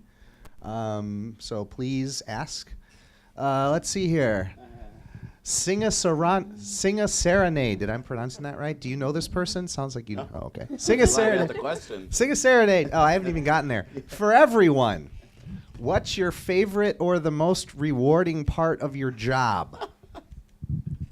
What is the thing that gets you up in the morning, or that you go home to and you're like, I really like what I do. Well, there's two things. AGEM lets all of us do stories that there's stories like the Nicaragua story. It's not going to be a huge traffic driver. Other places would say, no, there's no payoff for it. So I think one, AGEM lets us do stories that are important, that are important to the world and also sort of important to us. Two, I love our newsroom. It's, like we were saying, it's very diverse. The digital side is pretty young. People speak all sorts of languages, and just really smart conversations and debates at the morning editorial meeting. And it's a little bit of a crazy company. We've had a lot of bumps in the road. There's been a lot of media attention. But I love the people I work with. They're passionate and smart and committed. Yeah. Working with, seriously, some of the best editors I've ever worked with are at AGEM. Seriously. And you get to work with a whole bunch of crazy personalities coming in your room, whether they're divas or, it's so. No, he is not. He is not. No, he's one of the good ones. No, you get to experience working with divas or people with low self-esteem or people with huge self-esteem or people who I just want to come here and leave. Oh my God, you can't get there anywhere else. You can't. You hate it, but you love it, because you will hate it sometimes. You will hate him again, or her again, or this story. But then you get that one story. It's like, whoa, that was actually interesting. I really felt special today. I really put out a good product. It takes, that one. You can't get anywhere else. Yeah. So shout out to all the good producers and editors at AGEM. I love telling stories, and that's what I get to do every day. And I like to be able to tell stories from different angles and bring perspective that you might not have thought of. And that is actually one thing that AGEM really lets us do in a way that most other places just don't do anymore. So that's really a pleasure for me every day. I think so. I agree with everyone. And I also want to say that, being part of a startup really keeps you on your toes, and you get to do everything. And in places that things are very strict or very modeled after, you can do anything you want. You just need to pitch it. You just need to raise your voice. Just need to raise your hand or ask for something, and there's a way for you to do it. So that's one big advantage, I think, that, and you really won't hear the word no a lot if if you're interested in something, if you're passionate about it. And then, in an editorial meeting, if there's a story that my senior producer wants us to do for the next day, but I disagree, I don't think it's that important, I don't think, it's worth bringing a guest to talk about, I can tell them that, and sometimes, I win. And so it's really rewarding when you get to be part of how the show looks up to, the smallest detail. I think that, days that we bring on the air, people like that, the people, just one example, but, you feel good about what you do, and you feel like you asked the right questions, and people got something out of it, then it makes you feel pretty good. Sounds also like your newsroom, maybe because it's so young, has not developed the quasi-poisonous hierarchy that often comes into play, where talent is higher than producers that are higher than editors or something like that. It actually sounds like there is a lot of collaboration horizontally within the newsroom. Yeah. It's interesting. I mean, there's certainly, I think, there's probably is some hierarchical aspects to it, but we all sit in the same room. Anchors don't have their offices, and and even executives don't have closed offices. So it's a very different environment than what you'll see almost anywhere else. Excellent. Let's take another question from the audience here. How about right up here in the front row center, if we got somebody with a microphone? Okay.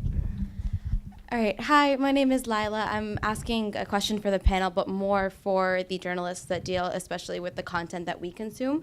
And I was wondering, it's a twofold question, how often you rely on your own expertise in political knowledge or world affairs to contribute to the stories, and how often you rely on the Al Jazeera English team and foreign bureaus to collect your content. Because you touched on this briefly, that you rely heavily on fixers and freelance journalists, but I was also wondering how often you use your own expertise as opposed to just your skills as journalists. Do you want to go first? Me? Go ahead. A lot of actually different from other newsrooms I've worked in. I think the digital newsroom at Al Jazeera, there's a lot of people that come from like a foreign policy background, so they already have spent years sort of, even if they're very young, they've been kind of in the world, whether it's like the Middle East or more focused than that. So there's definitely different reporters that have their issues. So if anything in that region or that country pops up, that's their story, and they have their network and the people that they can call. As for relying on Al Jazeera English, it's a little bit different for us on web, because Al Jazeera English, their TV is far more robust than their website. They don't do as much sort of feature reporting and stuff. So I think probably TV might rely on them a little bit more. We do rely on them because we're not staffed at nighttime and sort of odd hours where news is happening in other parts of the world. We do rely on them for that. So if there's, it's 3 a.m. and there's, I don't know, whatever, typhoon or hurricane, something, we'll put up links to Al Jazeera or Al Jazeera English, and either stay with that, or once we're kind of staffed, we'll sort of take what they have and then add to it and kind of make it more for domestic audience. The news gathering process at a television network is, many multifaceted from a broadcast standpoint. So we are getting information in from all over the place. So what the Al Jazeera English folks are doing and somewhere in the world is going through our assignment desk. Then their pieces are coming through, their scripts are coming through. So it is a very collaborative process when you are doing those international stories and relying on what they're giving you. Occasionally I'll reach out to a correspondent if there's something I want to know from them, but not very often. And in my case, where I have to ask a lot of questions, and Donna to some extent, because Donna works as an interview producer, so she will get, for example, the woman that she showed from Ireland, she will pre-interview her usually, and she will come up with notes for the anchors, and will suggest questions. Some anchors actually use the questions that the interview producers do exclusively, or almost exclusively. Then there are the nerdy people like me who are obnoxious about preparing and studying, and which I would recommend to all of you to be. I think being prepared in this business and really knowing the world that you cover is essential, and that requires some work. It requires some time. No, don't watch the reality TV show that you might want to watch. Spend a little time with it. Yeah, read a book, read newspapers, read. So I rely a lot on knowledge accumulated over the years. I think we're going back to Twitter. The hashtag AJAM@BC. Our next Twitter question comes from Sharina Nadura, who happens to be an alumnus of our program. When Peter Gresta and others were imprisoned, how did that affect Al Jazeera and journalism? I guess outside of the fact that you expressed solidarity with what was going on, did that have any effect on what you were doing or how you did your work? We couldn't use the bureau in Cairo, for one, which was pretty big when you're covering Egypt, and you can't really send people safely to do an interview there, and you have to rely on Skype or phone interviews. So that was one big thing. I'm hoping that would change. I don't know. Situation in Egypt is pretty messy, and press freedom is almost non-existent on so many levels there. So, yeah. Any others? Did you feel it? I think it brought a lot of us together. I mean, I started talking to people I didn't even know, and we started all talking about this because it could have happened to anyone who decided to go in any country and have this bizarre law, and could have been your cousin, or, oh my God, I worked with that camera guy. It's just, everyone just started talking because it was fear. And I think we also remain really, vigilant about covering press freedom to other journalists and, the vice journalists that were caught. Yeah, we were very active in, certainly keeping the story alive, which was very important to get them freed. And I think, any of us who have worked in sketchy places around the world were, and unfortunately, press freedom is under attack everywhere, and, including in this country to some extent. So it's an issue. I don't want to, speak like the jingoistic American here that we're infinitely better than everybody. But the way it's under attack in a lot of countries around the world, not just Egypt, but Russia, China, Mexico. It's journalists are dying every week around the world doing their jobs, and so it's important, I think, whenever there's a story like that, to highlight it and to make sure the world doesn't forget. I'll tell you a little anecdote if you want. The second time I went to Cuba as a reporter was back in 1999, and I was then, I guess, already the news anchor on Good Morning America, and we started bombing in the Balkans at some point. I can't remember who was in Kosovo at that point. And so they asked me, I was supposed to go to Cuba because the Baltimore Orioles were going to play against the Cuban national team. First time an American professional team had gone to play against a Cuban team in Cuba since the revolution, or soon after the revolution.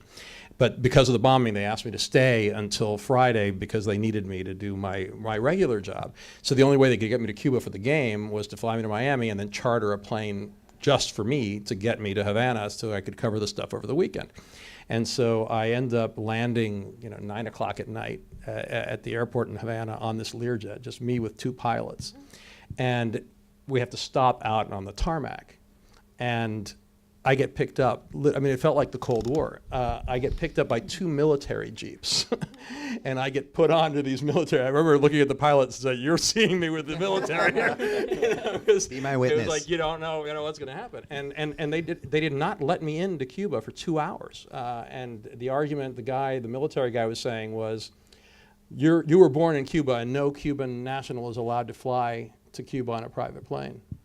And I remember back then thinking, what a amount of hogwash. And the reality is he had an argument because there are limitations to this day about Cubans getting on a private boat, getting on a private airplane. But I have had my moments of nervousness when it comes to what a government might do to me. So I can relate. Going back to the notion of press freedom and safety, I think it is really kind of important to realize that we are not the shining, the piece of wonderfulness on a hill that people can look up to. If you look at Reporters Without Borders annual press freedom index, we're like, what, now 51 or something?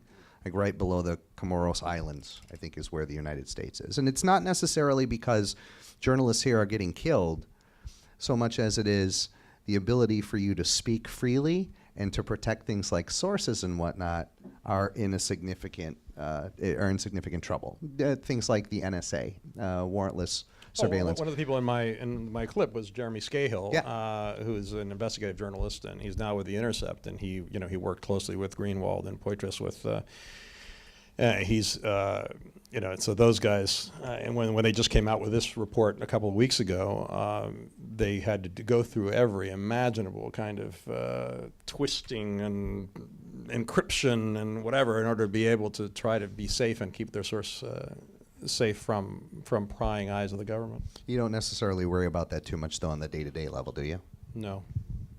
No, not that. The only thing, the work that I do is not in that area, but it is very hard to get information sometimes, particularly in the work that I do with ICE and Customs and Border Patrol, having to FOIA for things that should not have to FOIA for, that the press officer should just be able to provide that information.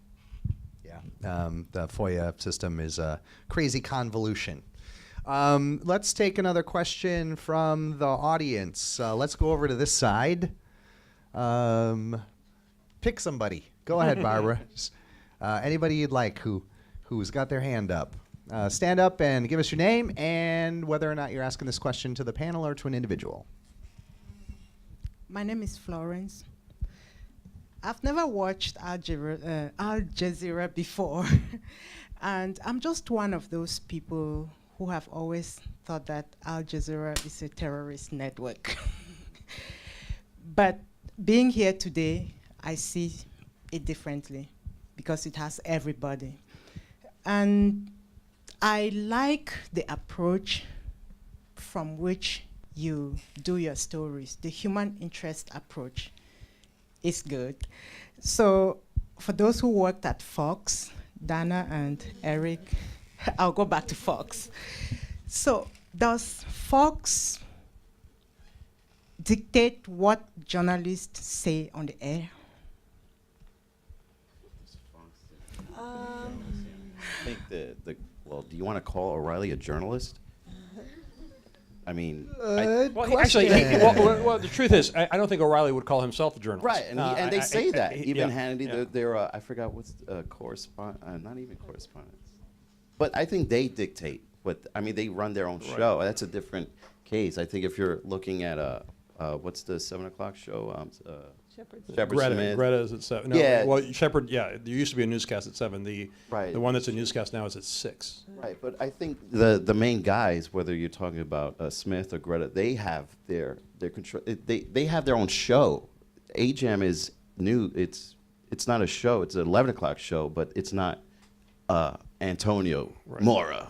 AJAM, or it's not personality-driven journalism. Yeah, I think that's what the difference is it's a news broadcast show, as Fox News has Hannity, O'Reilly, and then this and that, and even Fox and Friends in the morning, they have their own little group of team who I think they dictate. I think to some extent, from my experience, and I don't know, I mean, don't quote me on that, but I think there is a message that goes down from Roger Ailes, down to the news editor or the producers of what are the stories they want to be paying attention to or want to cover, or what lines are there is a much more direct kind of editorial intervention than any other place I've seen. Definitely, necessarily not at AJAM.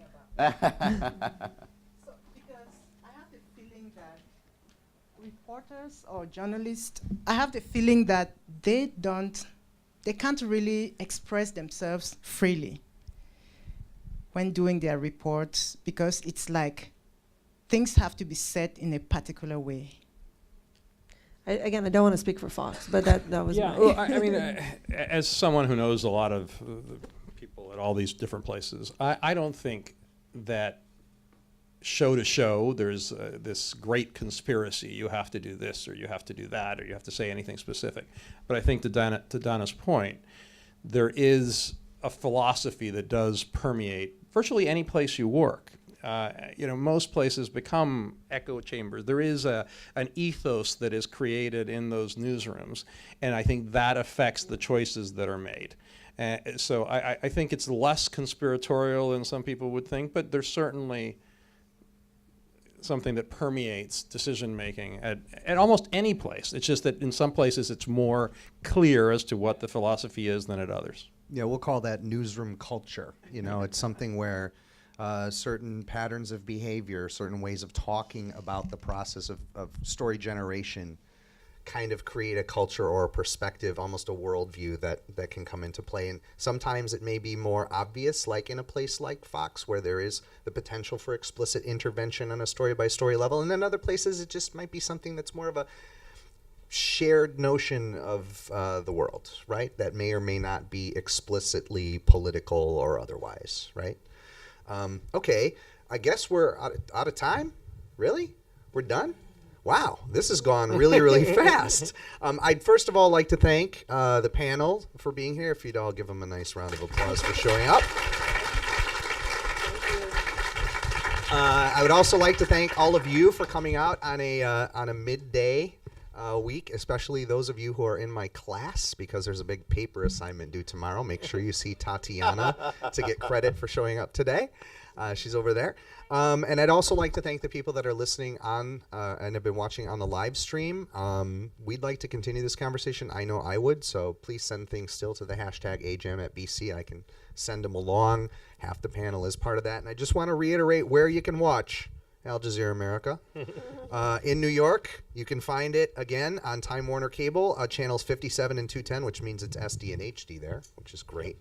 DirecTV channel 347, Dish Network channel 216, and Verizon Fios channels 114 and 614.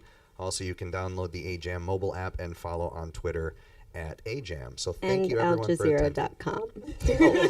Yeah, and Al Jazeera, is it america.aljazeera.com? If you're in the U.S., you can just put Al Jazeera. Just go to aljazeera.com and it automatically goes? Okay, great. Thanks, everybody. This has been fun. Thank you for having us. Thank you. Good luck on that paper.